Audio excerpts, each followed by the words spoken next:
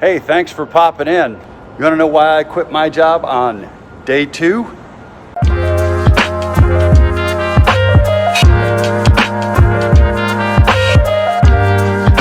Welcome back to my YouTube channel. Glad you decided to take a few moments to join me here. First of all, I want to give a big thumbs up. Nearly 40 subscribers. I appreciate you guys backing my play and supporting the channel for whatever it's worth. Thank you so much. Today we're going to talk about a horrible boss that I had. Recently I decided to catch this wild hare and I applied for a part-time job. I applied for and got an entry-level position at a major retailer, and on my second day at the job, I was scheduled to be there from 9 a.m. to 6 p.m. My 2 15-minute breaks scheduled at certain times, my 1-hour lunch break scheduled at a certain time. Being sort of old school, I got there nearly 15 minutes early. I went and got my stuff together out of my locker, got the equipment and things that I would need for the day, and it was still too early to clock in, so I made a quick pop into the restroom. Took a leak, washed my hands, checked my hair. I had all my gear together. 9 o'clock comes, I clock in, I go out, and I start trying to do the job. Although I had zero training in this company's policies and procedures, I had a pretty rough idea of what I needed to do, so that's what I did. Time rolls around.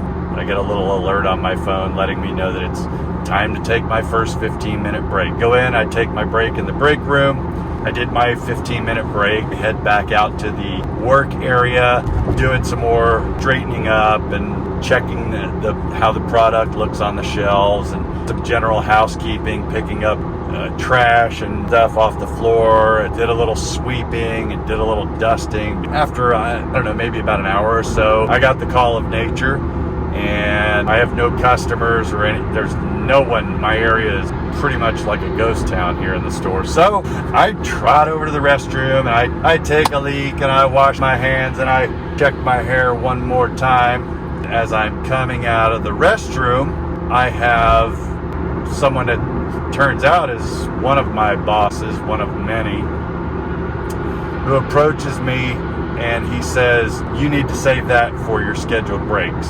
I said, "Pardon me?" He said, "Did you just come from the restroom?" I said, "Yes, I did." And he says, "You need to confine those visits to your scheduled breaks. And I saw you earlier in the break room on your first break."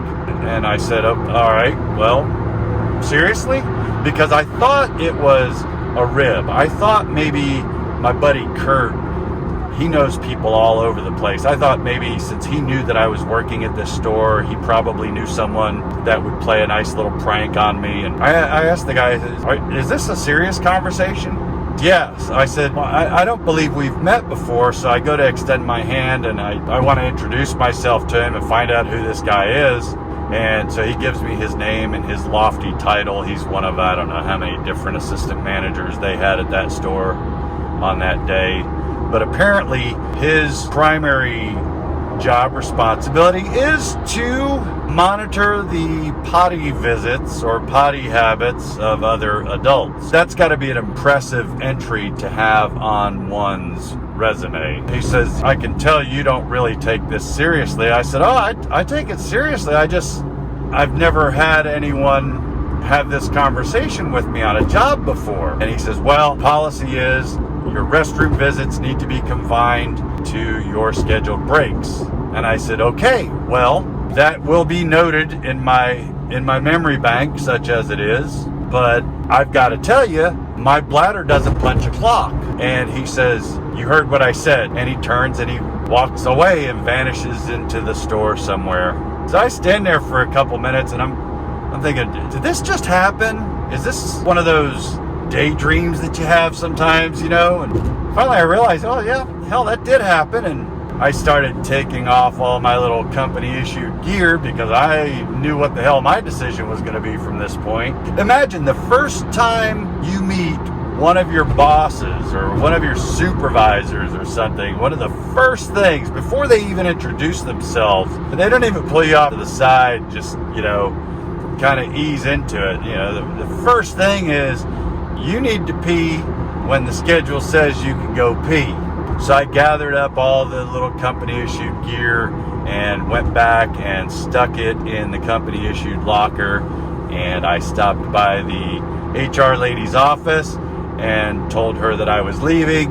We're gonna part as friends. You guys have my address. Want to pay me for the last day and a half of my time that I've spent up here, you can just mail a check, but there's no way in hell I would work for a company like this. So my question to you, dear viewers, do you work at a company that has a potty patrol? Do you have a boss that monitors when employees go to the restroom? Since this happened, I've talked to different people about it. I've heard that it's a lot more common, and I had no idea how common it was. But this could play into something of what some are calling the Great Resignation. I think nearly 30% of people between the ages of 18 and 34 are planning in the next 12 months to leave their job. And one of the stated reasons is because they don't like the way the company treats them. So I read these poll results in an article, and I'll put a link down below, but I would like for you to go down in the comments and tell me if you have a job now or if you've had a job previously where another adult would admonish you for visiting the restroom outside of your scheduled break. Did you stay with that company? Do you still work for a company like that? That if you're a supervisor or if you're a boss, is part of your job description entail monitoring when employees visit the bathroom? Let me know down in the comments. Before you leave, I would appreciate it if you would throw a thumbs up on this video if you liked it. And once again, I appreciate nearly 40 subscribers. Ha ha! Woo-wee! Take care. Thanks for coming by. See you next time. 2 days. Quit my job on the second day.